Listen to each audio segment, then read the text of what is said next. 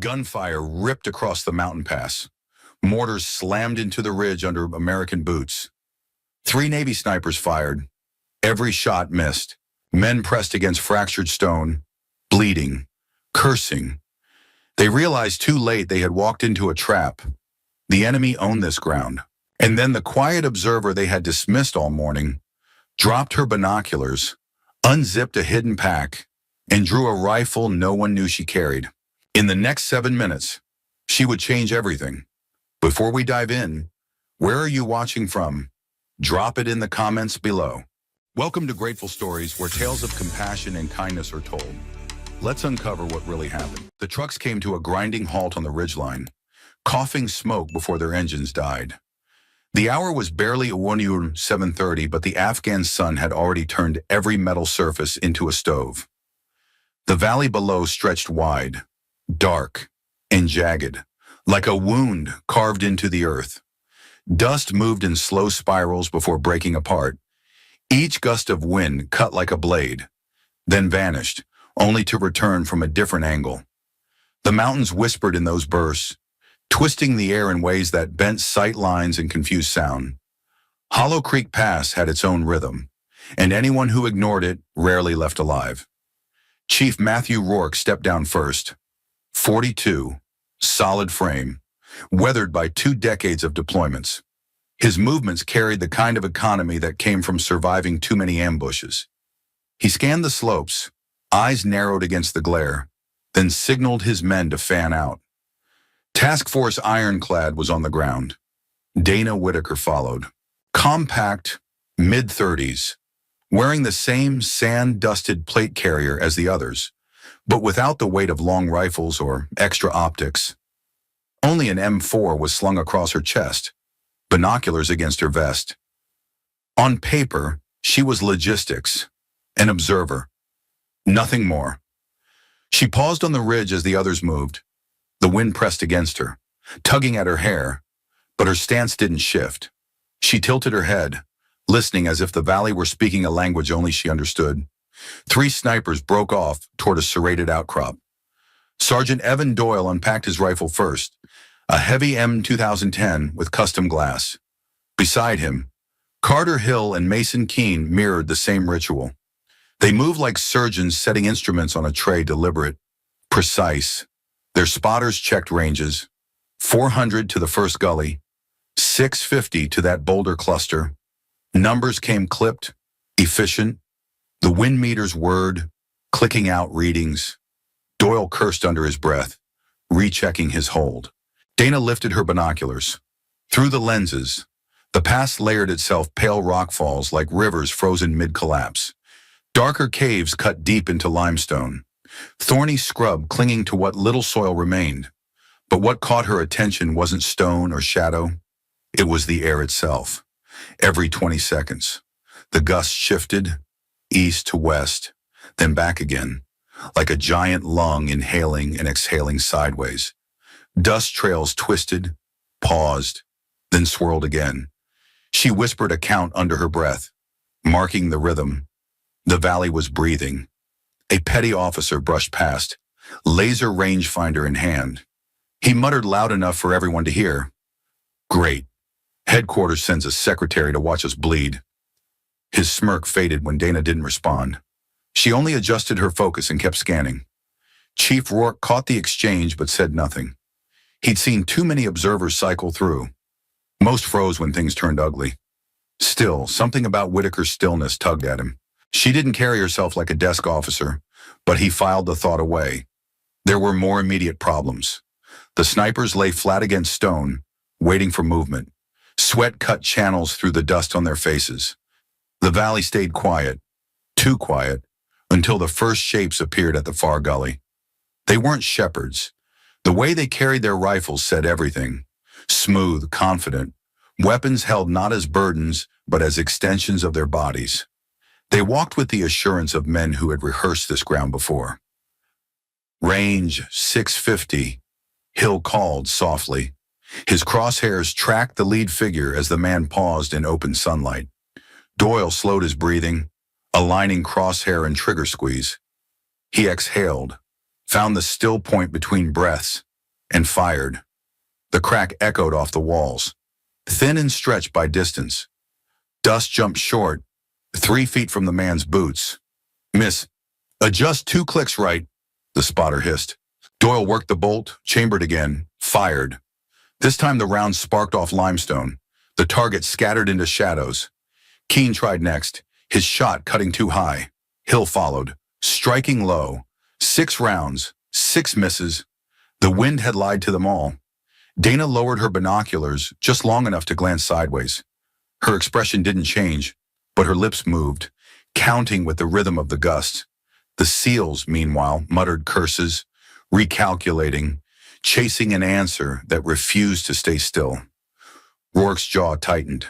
He'd led men through ambushes in Fallujah, through raids in Pakistan, through firefights that burned entire compounds down to dust. But here, his best shooters were spraying stone. Every trigger pull only betrayed their positions further. The fighters below reacted fast. Their formation split, pairs peeling into flanking caves, others setting suppressive fire across the slope. Bursts of AK rounds cracked against the ridge. Chips of rock stung exposed skin. The enemy wasn't panicking, they were executing. Then came the sound no one wanted to hear. A hollow, rhythmic thunk. Mortar tubes. The first shell landed wide, a plume of dirt on the far wall. The second walked closer, shaking stone loose around them. Dust rained from the ledges. The third burst sharp and close, the shock waves slamming men flat. A fragment grazed Doyle's arm, blood seeping through his sleeve. Keene swore as shrapnel whined past his ear. The medic crawled toward Doyle, face tight, already calculating triage against ammunition counts. Dana's binoculars stayed steady. Through heat, shimmer, and chaos, she watched the way fire positions traded rhythm. One squad pinned, another repositioned.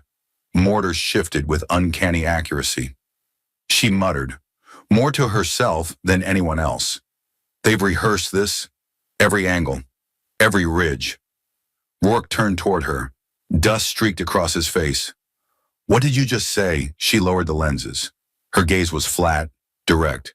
"It's layered, interlocking fire. They knew exactly where you'd set your snipers." Another shell slammed close, rattling every bone. The pass wasn't just a battlefield. It was a trap built stone by stone, calibrated to kill Americans who thought they owned the high ground. For the first time that morning, Rourke felt the ground tilt under him. He wasn't just in a fight. He was inside someone else's design. The fourth mortar landed with a violent concussion, throwing sharp fragments across the ridge. Stone splinters cut through sleeves and nicked exposed skin.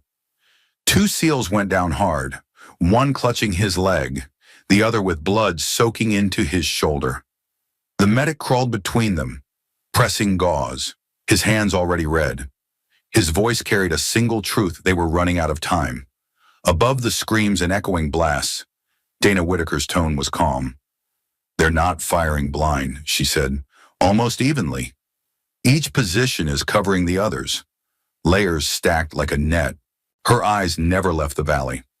"This isn't a random ambush. It's drilled. Someone studied us." Chief Rourke clenched his jaw. 15 years in special operations, and he had never seen insurgents choreograph with this kind of precision.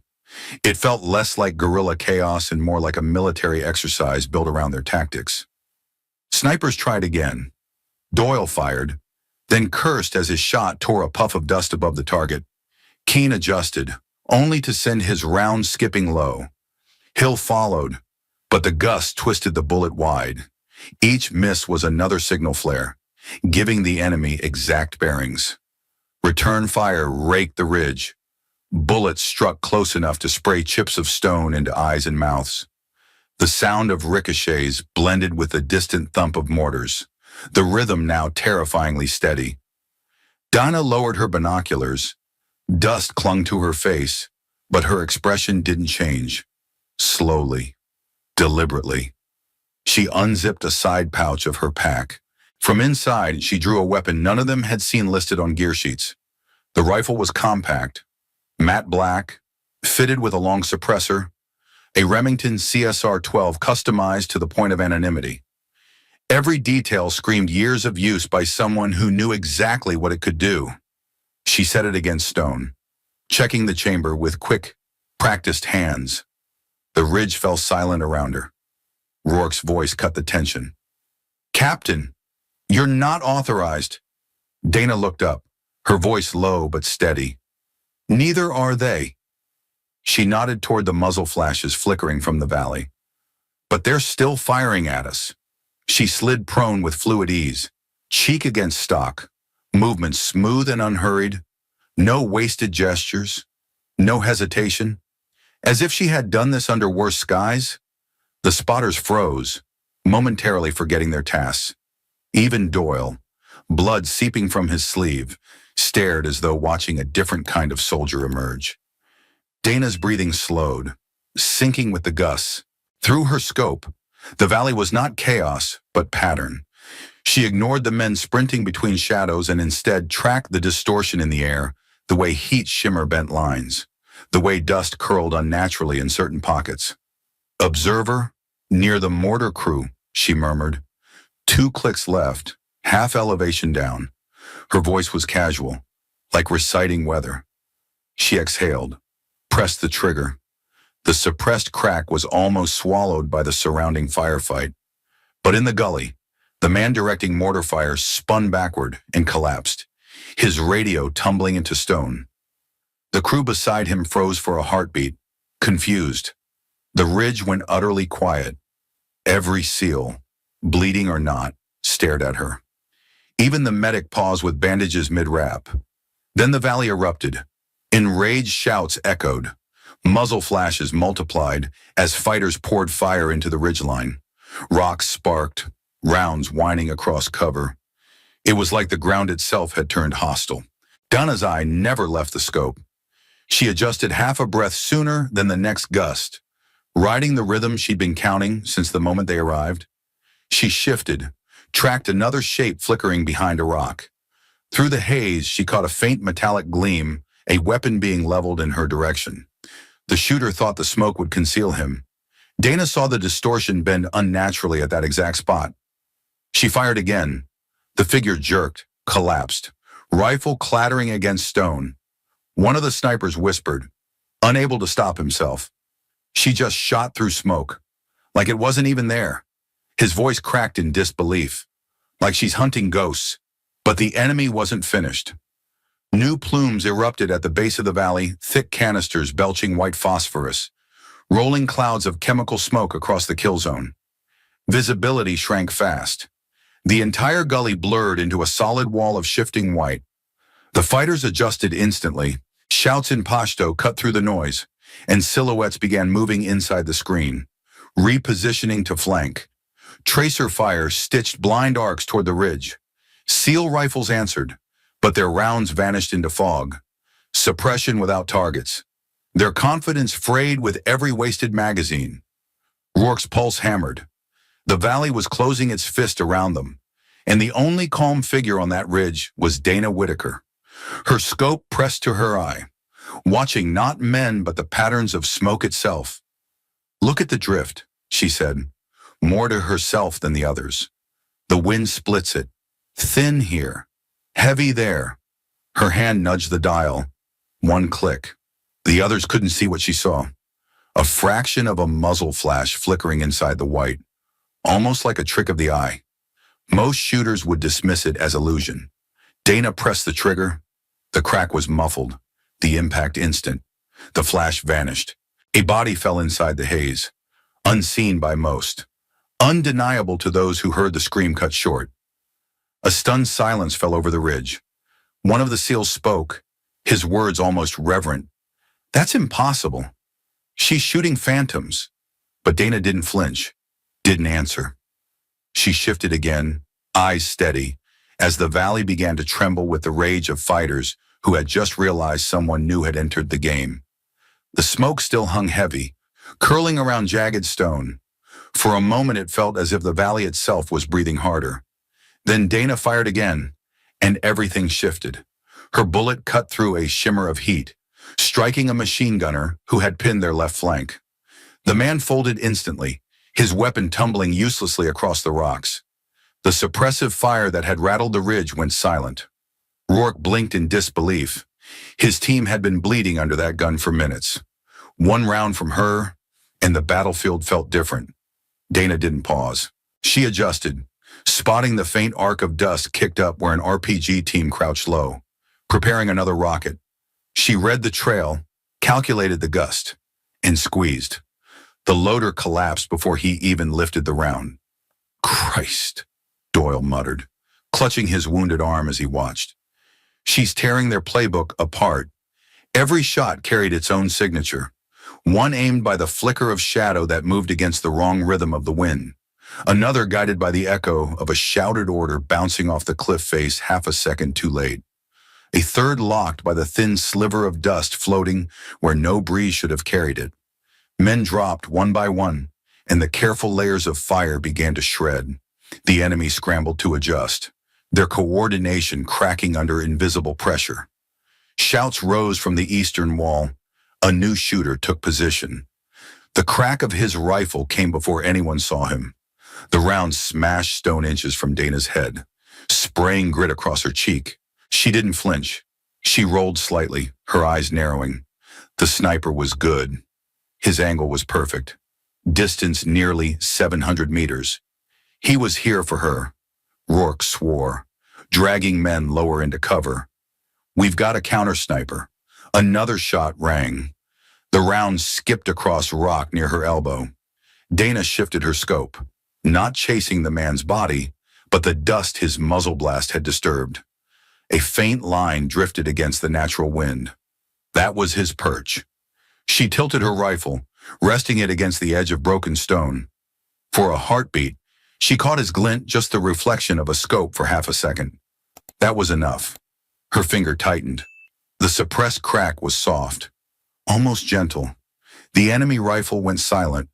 Across the valley, a shape slumped forward, sliding down rock until it vanished.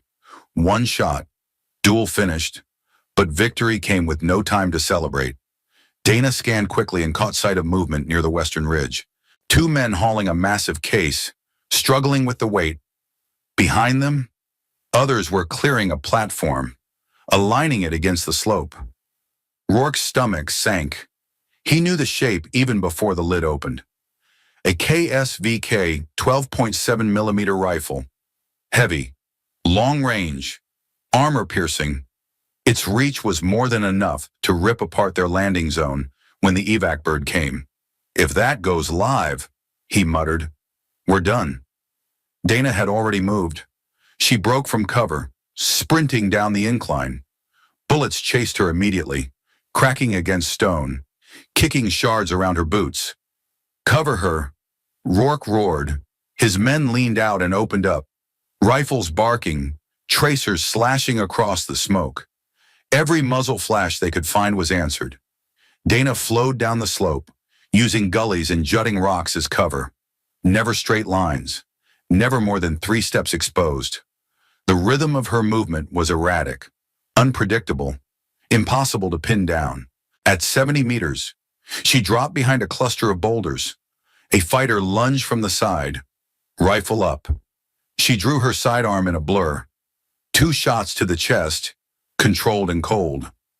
The man fell without firing.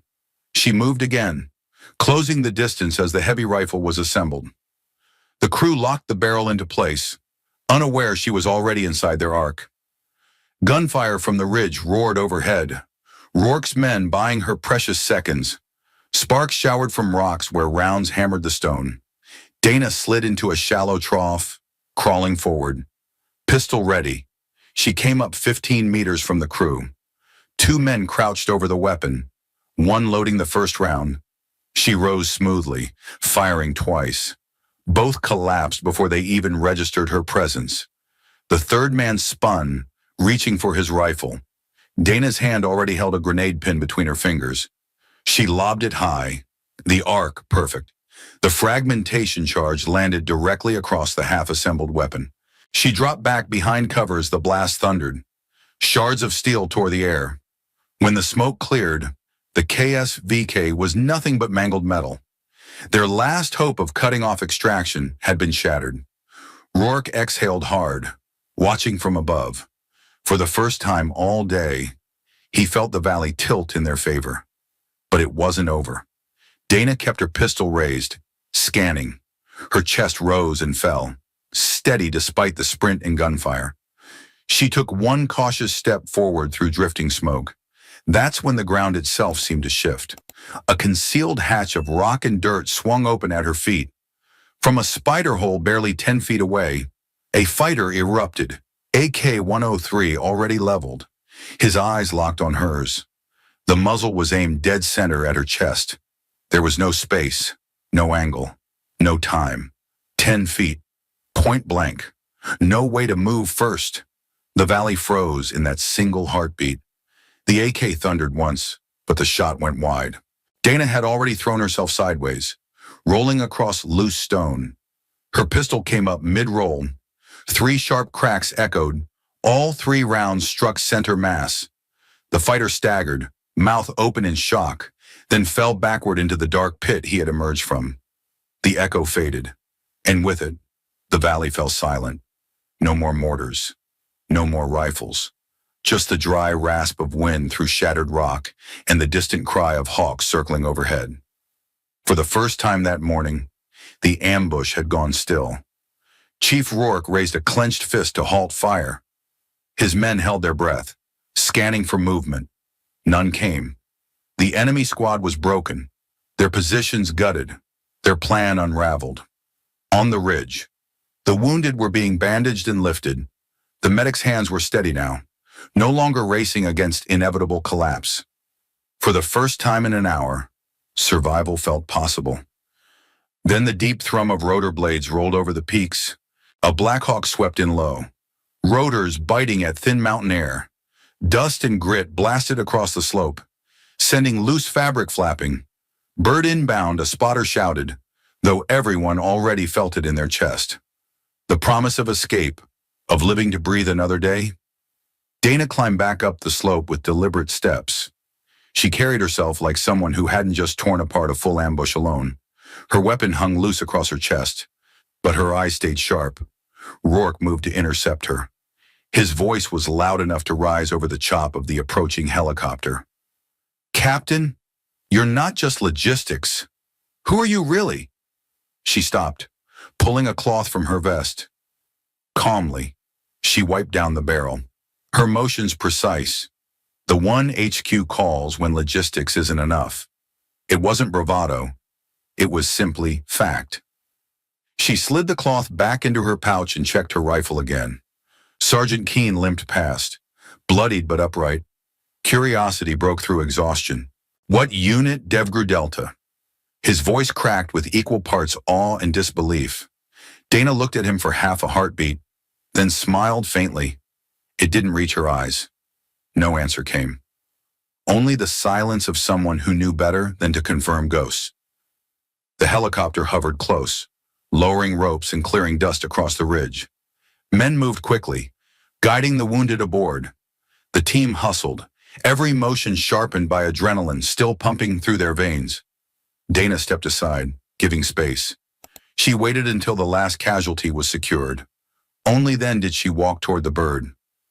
Doyle, his arm wrapped in gauze, stopped her with a gesture. In his palm sat a spent brass casing. The metal glinted in the morning sun, scuffed but whole. "This came from your rifle," he said. His voice carried the weight of realization. She looked at it for a moment, then shook her head. "Keep it. To remember there are times you change the rules, or you don't walk away." Doyle closed his hand over it slowly, nodding once. The casing would never leave his pocket again. She climbed into the helicopter without looking back. Settled into a seat near the open door, she gazed out at the valley.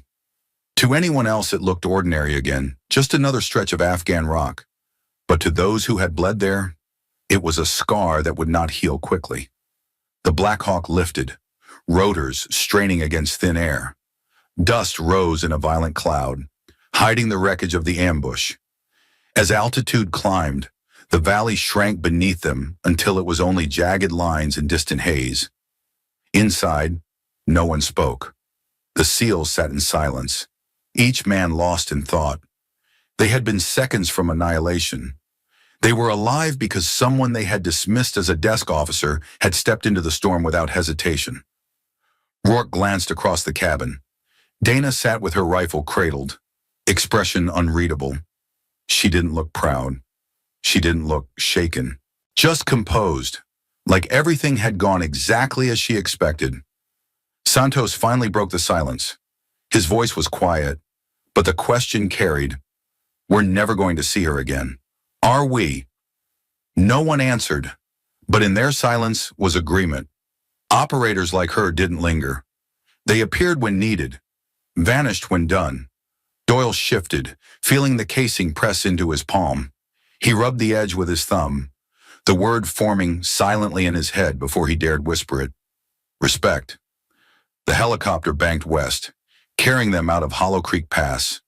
Below, wind began to scatter the battlefield blood on stone, fragments of steel, empty brass lost to the dust. But the memory remained, of a fight saved by a woman who wasn't supposed to fire a single shot, of a ghost who had walked into their kill zone and left with every man alive. And none of them would ever again underestimate the quiet figure standing off to the side, waiting for the right moment to reveal what she truly was.